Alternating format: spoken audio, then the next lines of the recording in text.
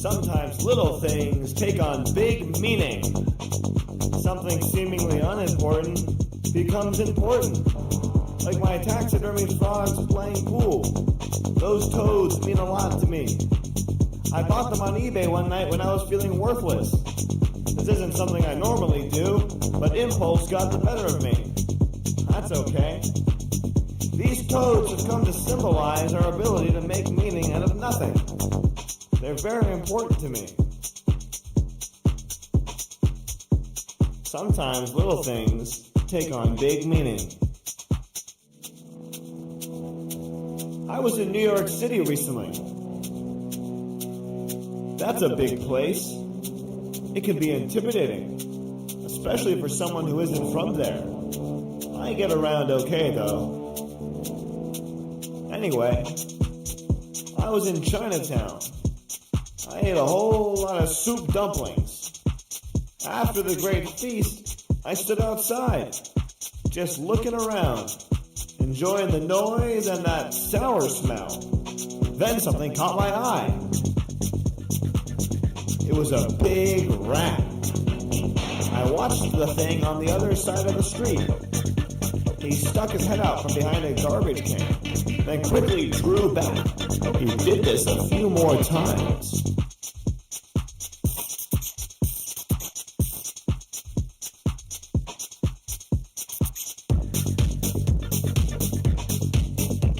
He was assessing the situation, making a judgment call.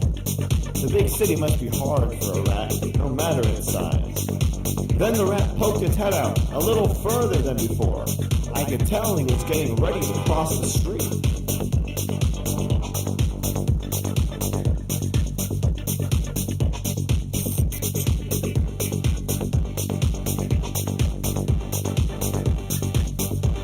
His muscles became tense, and he shifted his weight.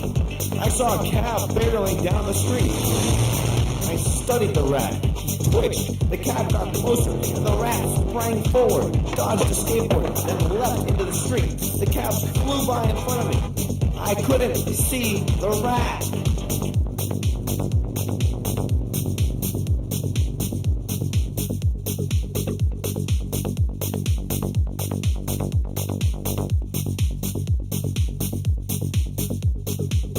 He was gone. Then, all of a sudden, I looked down at my feet, and you wouldn't believe it. There he stood, proud as a home run, happy as an oyster. I was overjoyed by the sight of that big, beautiful rat. I was inspired. He had gone out on a limb, taken a risk. I decided to call him Adventure Rat.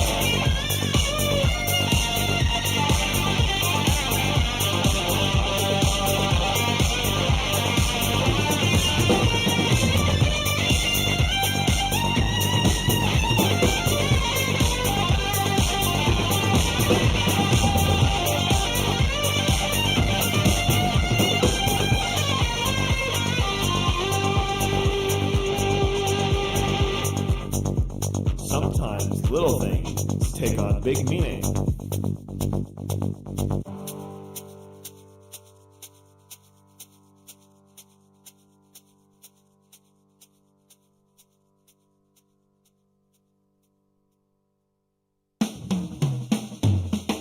Too much to do, or do I do so many things? Wish I was born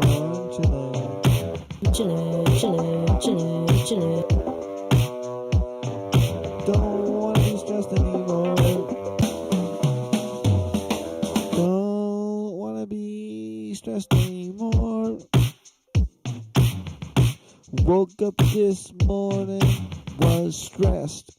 Later this afternoon, I started watching some porn.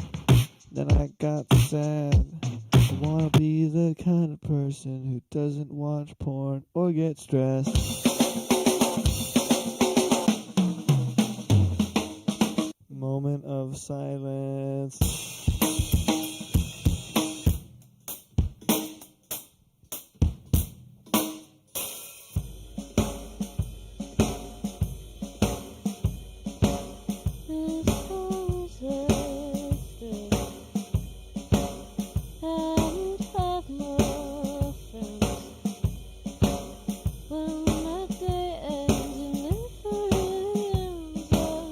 Wide awake in spiral.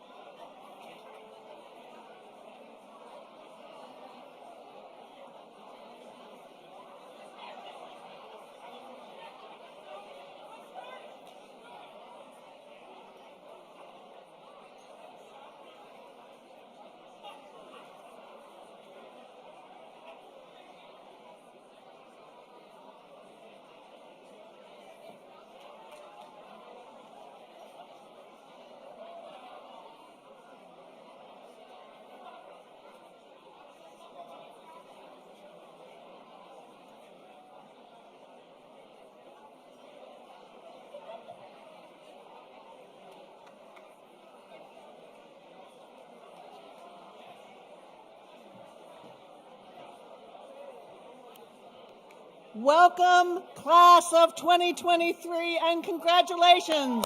Woo!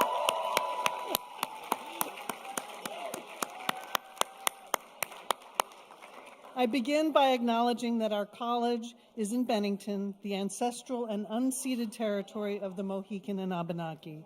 We honor the land and the people who have been its stewards through the generations. I want to begin with a moment of silence for the two students who passed away this term. First-year student Sid Blair and third-year student Caleb Yuwand Wasen. Both had made strong friendships here and will be deeply missed.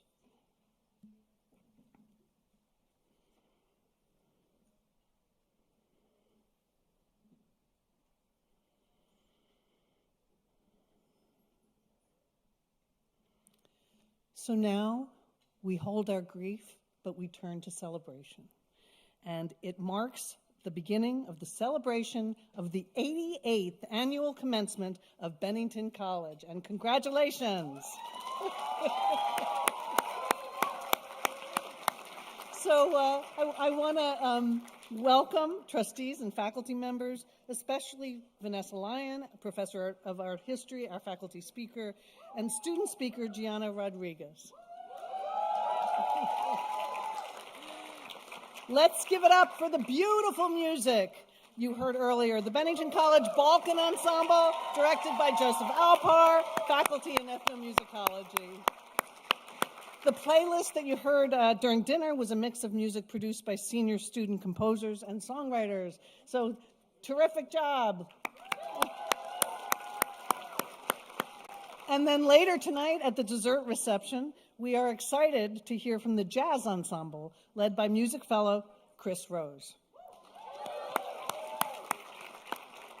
So before I start the short remarks, I want to make an announcement.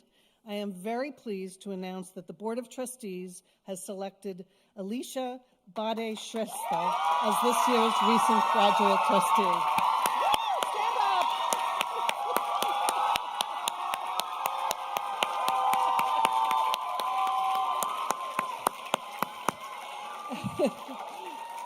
It's going to be fun. We have a great board.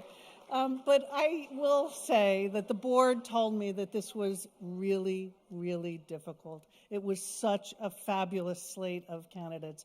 If you guys are amazing, each and every one of you, and if they could have picked all of you, they would have. And now, class of 2023, turn to each other, congratulate each other, and feel the joy yourselves.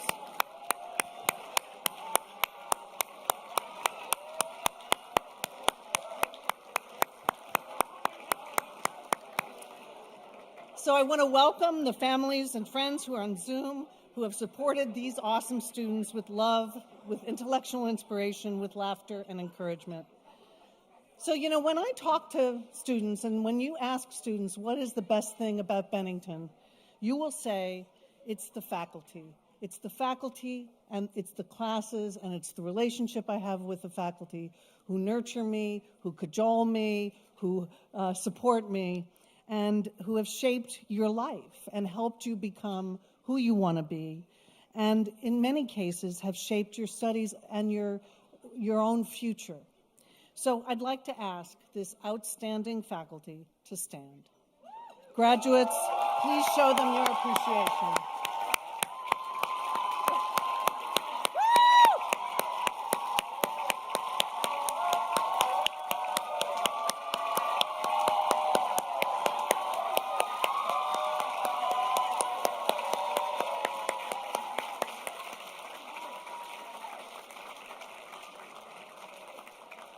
I would like now to welcome Provost Maurice Hall, who will share some thoughts this evening. Thank you.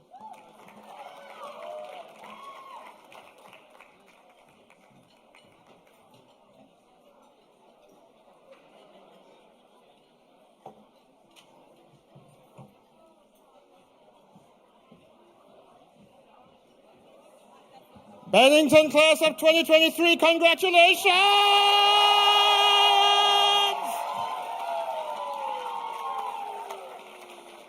So So I am coming up here this evening and I have an opportunity to address all of you. And the first thing that came to mind that I wanted to talk about with you this evening was succession. Yeah, you know what I'm talking about.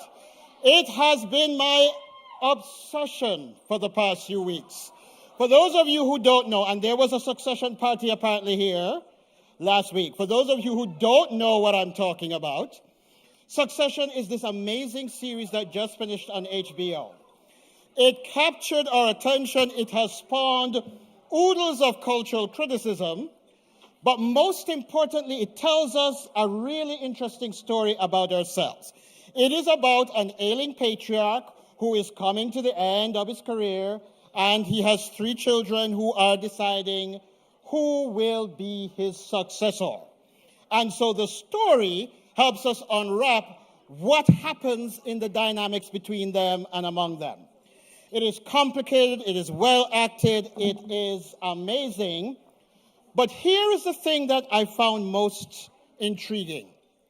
More than anything else, it gave a picture of what it means to think, to believe, to act from the notion that I alone can do it. Logan Roy is the domineering patriarch. He does not consult with others. He does not communicate well. He does not even, and because of the way he has treated his children, he has made sure that they bring with them clear psychological scars that they wear into the series. It's in part a greater idea of this great man theory of history. This idea that it takes one person and one person only to change who people are and what they can do. And the great man theory suggests that by force of will alone, by simply being a force of nature, without consulting with anyone else, you can change the world. I want to tell you 2 things tonight that are very contradictory. And in one of my first addresses at Bennington, I said something like this, and I think it's still true. The test of a first-rate intelligence is the ability to hold 2 completely opposing thoughts in the mind at the same time and yet retain the ability to function. So here is what I would like to say to you. 1, it is important for us to act in community. One of the things you've been taught at Bennington College is that you are here and that we shape a curriculum around you. We shape a group of faculty who are dedicated to you and are dedicated to your success. We have put in your place, in your path, at this time, everything that will allow you to succeed and for your individual vision to triumph. And that's amazing. And it's an extraordinary piece of what makes a Bennington education possible.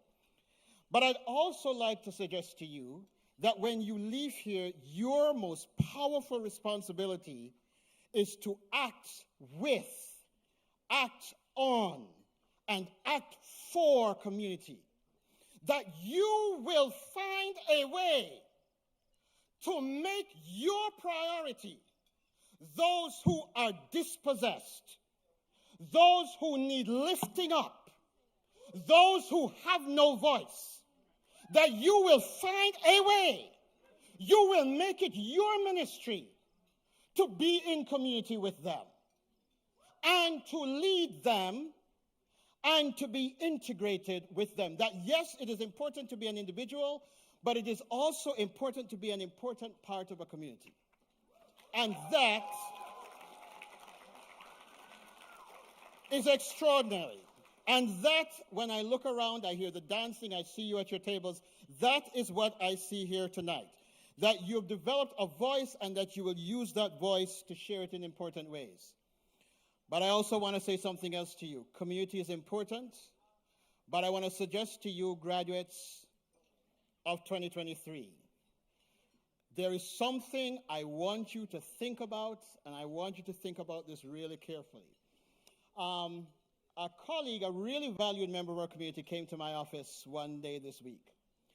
And I will not say who it is because the person asked me not to reveal their name. But they said to me, I want you to share this sentiment with the students when they are graduating. And the sentiment was, without going into all of the details that she shared, essentially she said, I hit, as many people do, a difficult time in my life where it felt like everything was going wrong. And for her, what that meant was it felt like she would make choices that were incredibly destructive. And for her, what that felt like, that she wouldn't have a place with her family, and she wouldn't have a place in the world. She wouldn't have a place with the people that she loved. She didn't do that, and she ended up going on to a really successful life filled with friends, fun, and community. But here's what she said, and here's what she wanted me to share with you. She said, I realize that there is a way in which I am irreplaceable, that my being here means something, and my being here does something in ways that only I can.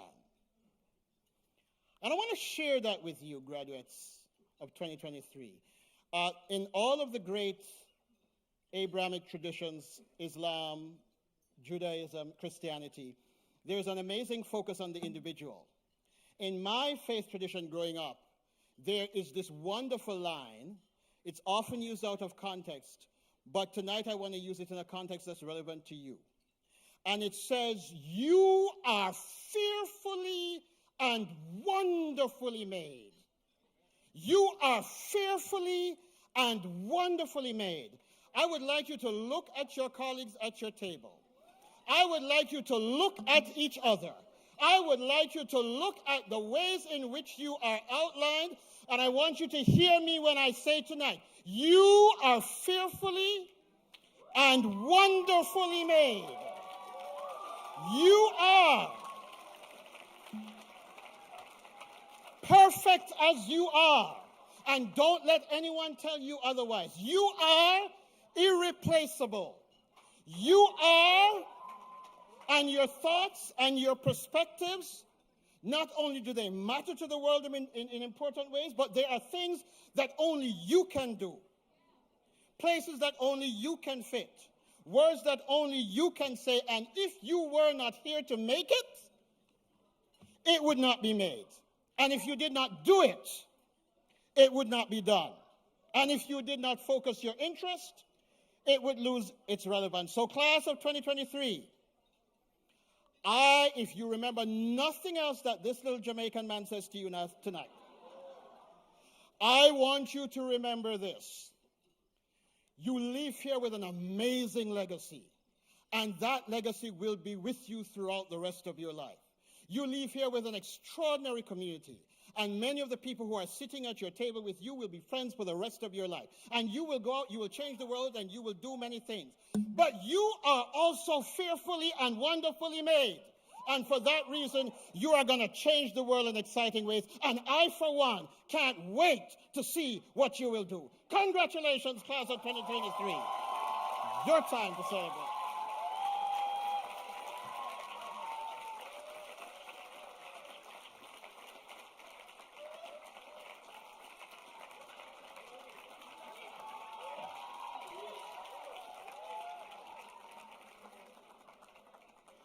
How can I follow that? Thank you so much, Maurice. I am so excited that Dr. Vanessa Lyon is joining us tonight and tomorrow as this year's faculty speaker. Many of you know her best as an art history professor or as the director of visual arts lecture series, VALS as it is known. It's a series of extraordinary lectures. And this year, Mary Lum was part of it, and it was just fabulous. Above all else, Vanessa loves to teach. She tells me that all the time. She loves her students, she loves to teach, and in turn, she is a beloved teacher. The waiting lists for her classes are notoriously long. Vanessa has taught the histories of art with a focus on gender, sexuality, historiography, critical race theory, and post-colonial relationships in Spanish, Flemish, and transatlantic visual culture. Her monograph, Figuring Faith and Female Power in the Art of Rubens, was published in 2020. Her articles appear in Art History, Word and Image, and elsewhere. Vanessa holds a master's and PhD in the history of art from the University of California at Berkeley and a master's in religious studies from the Iliff School of Theology. I have come to know Vanessa since I have been here. She is not just a brilliant teacher and a friend, but she is also someone who cares so deeply about Bennington, someone who works every day to make Bennington a better place with her heart and with her intelligence. So thank you, Vanessa, for that. What you may not know about Vanessa is that she's a fourth-generation Coloradan. Her jobs in the first decade after college included waking up at 4 a.m., 7 days a week, to deliver newspapers, serving as a development officer for the Colorado AIDS Project, and working as an appraiser of decorative arts at a Chicago auction house. And she began writing fiction just a few years ago. So please join me in offering a very warm welcome to art history professor Dr. J. Vanessa Lyon.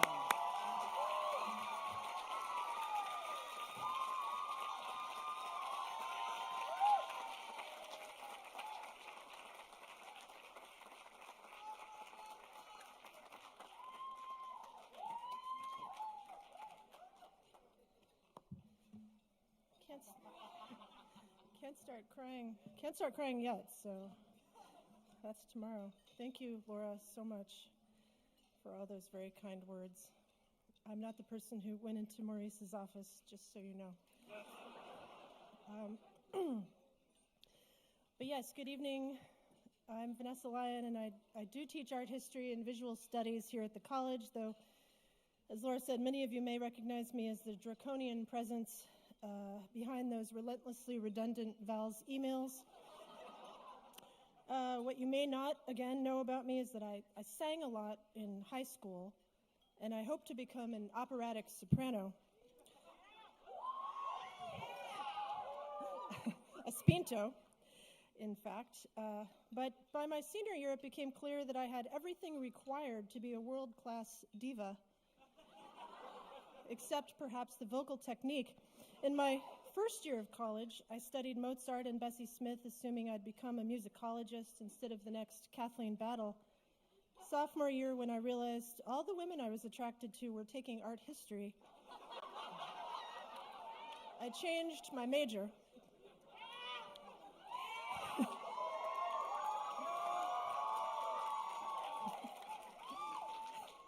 You never know what people are going to laugh at. By junior year, it started to feel like I'd pledged some kind of sorority whose sole purpose in life was binge drinking, watching soap operas, and plagiarizing. That turned out to be true, so I spent a term off campus and started writing. I filled notebooks with whatever came to me, and I still have them. For tonight, my notion was that maybe one of those compositions, words written during my own time as an undergrad, just a little over a decade ago, might provide food for thought for the soon-to-graduate. So this is one of those pieces. It's apparently titled Untitled. Consider this. Words like violence break the silence. Saturday, wait. And Sunday always comes too late. What's the 411, hun? Oh God, could it be the weather? Before you can read me, you've got to learn how to see me. I said, free your mind, and the rest will follow. Maybe a great magnet pulls all souls towards truth, or maybe it's life itself that feeds wisdom to its youth. Sad and free, everybody, everybody, everybody, everybody. Let's give them something to talk about. Why don't we try not to break our hearts and make it so hard for ourselves? You've got me feeling emotions. I've had a hole in my heart for so long. I learned to fake it and just smile along. There's no time to cry. Happy, happy. I spent 4 years prostrate to the higher mind, got my paper, and I was free. Freedom, freedom, freedom. You've got to give for what you take. I believe that love alone might do these things for you. Oh no, I've said too much. DM me for the playlist. May the letters be worth the fetters. May the paper be worth the vapor. May the tassel be worth the hassle. We couldn't ask for another. Here's to the bold and beautiful Bennington class of 2023.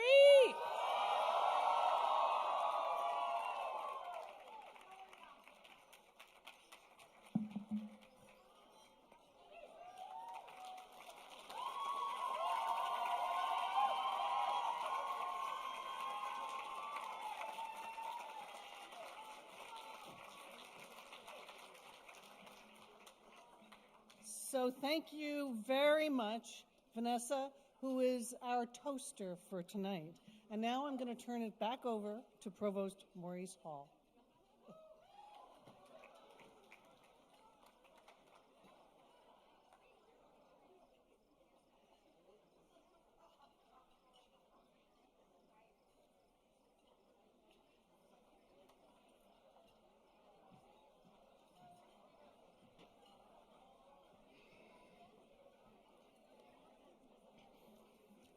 Thank you so much, Professor Lyon.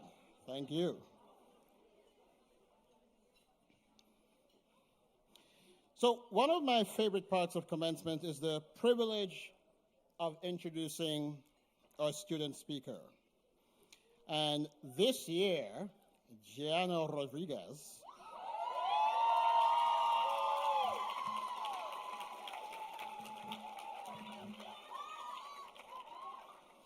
represents the class of 2023. Gianna studied biology and writing at Bennington, and in the summer of 2022, she completed a neuroscience research project at Paglia Development Neuroscience Laboratory, a National Geographic featured research lab at the University of Virginia at Charlottesville, Virginia. While there,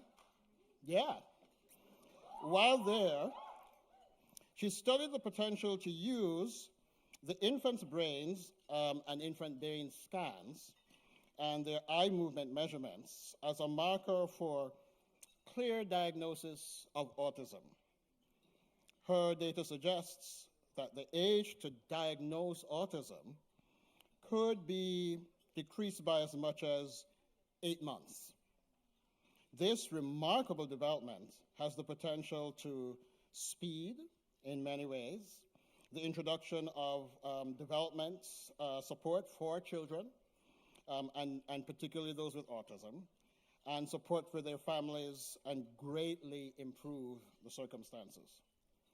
Gianna served as the president of the Student Educational Policies Committee.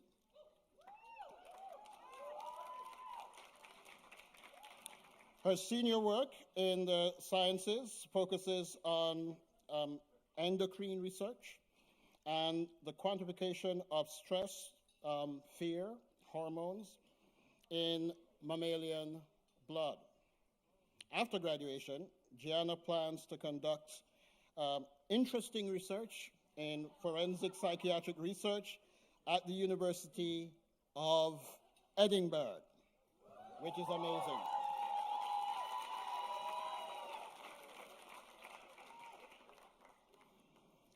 Gianna, in her studies, in her words, and in her remarks, she captures an extraordinary devotion to this place, to Bennington.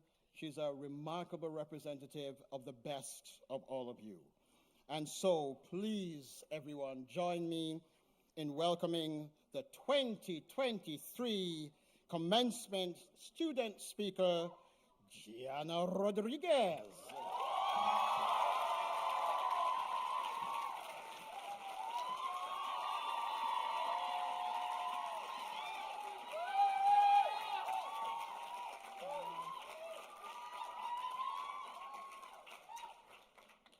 Thank you, Maurice, and thank you, Vanessa, for singing on this lovely night.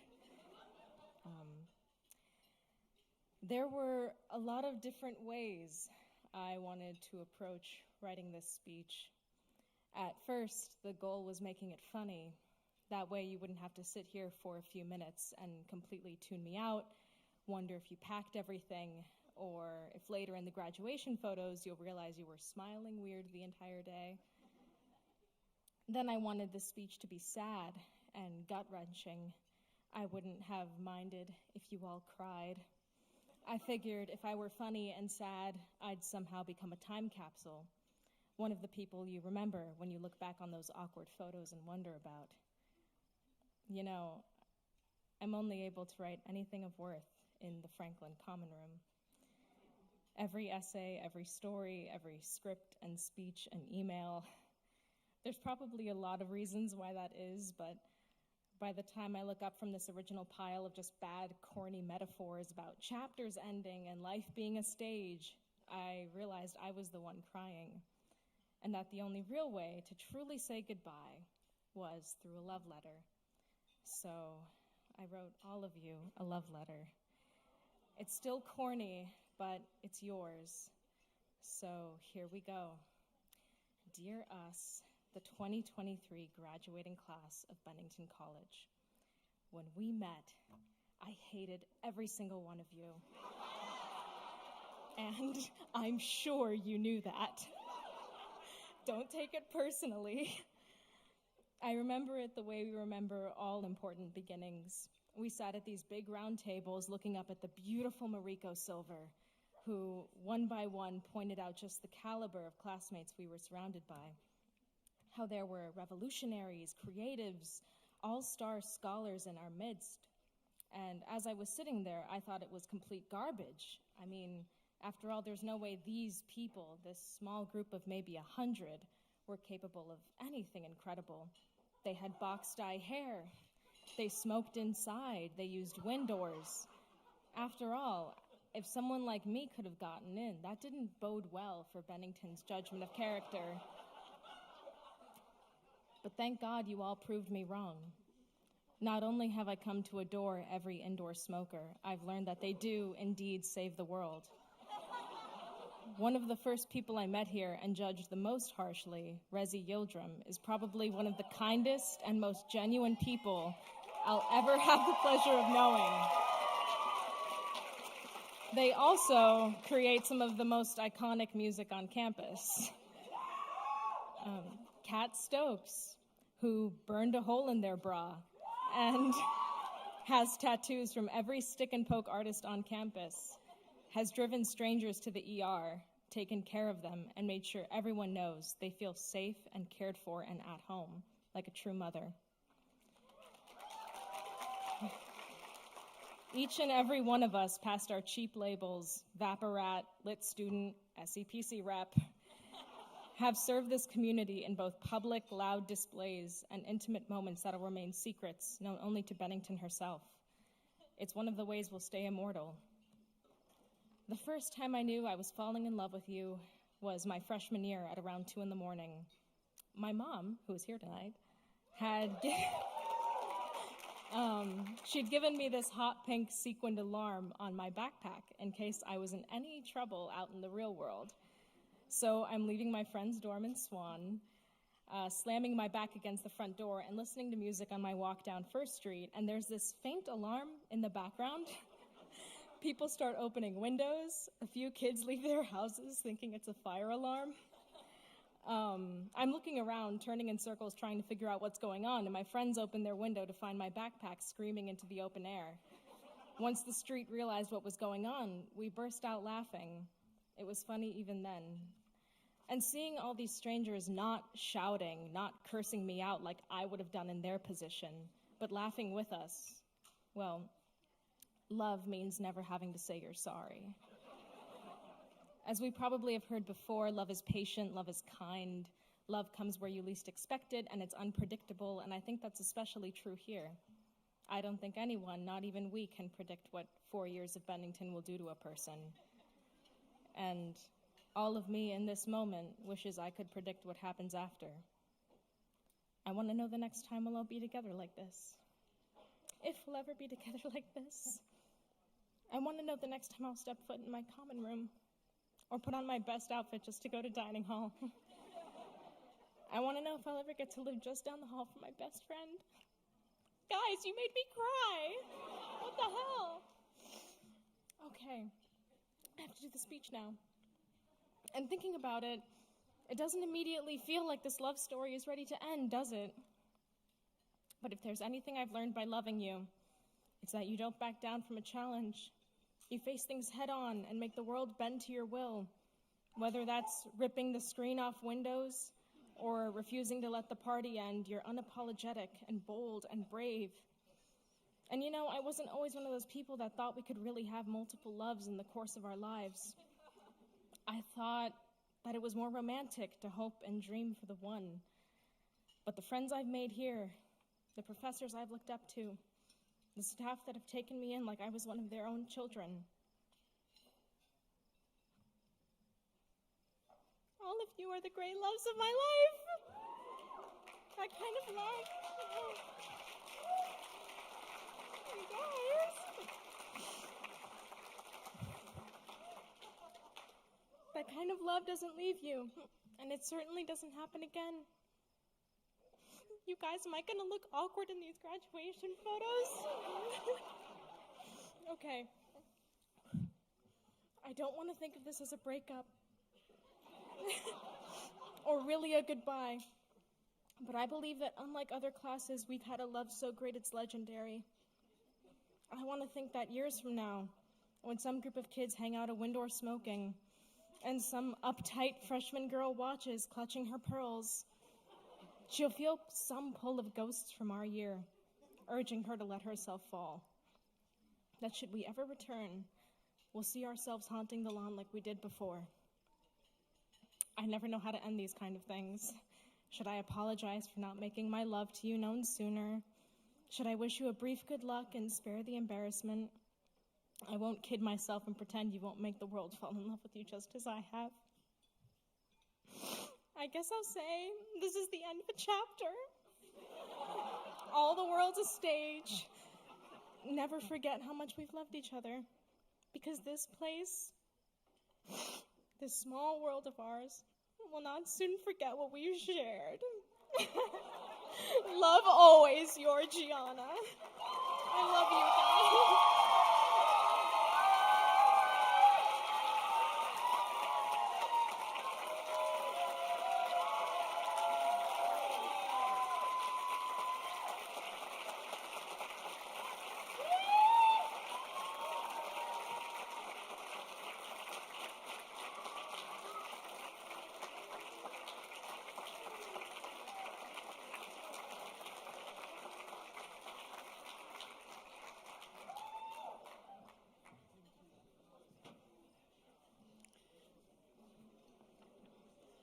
And Gianna, we love you. Thank you so much for a beautiful account of your time here. Thank you, Maurice, for sharing your words of inspiration. Vanessa, thank you so much for the great toaster. Thank you again to Joe and the Balkan Ensemble for your musical performance.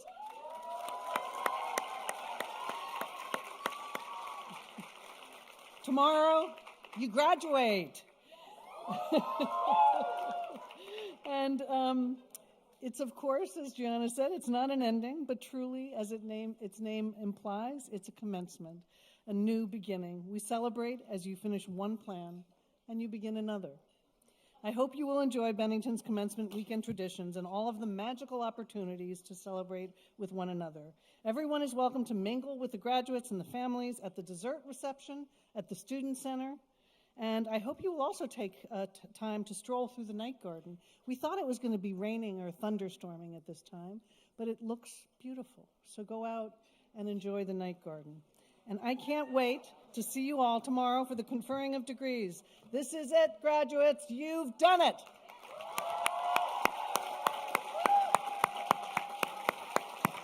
And Nicole, in all her wonderful wisdom, wants me to say, be here at 9:30 sharp. Thank you.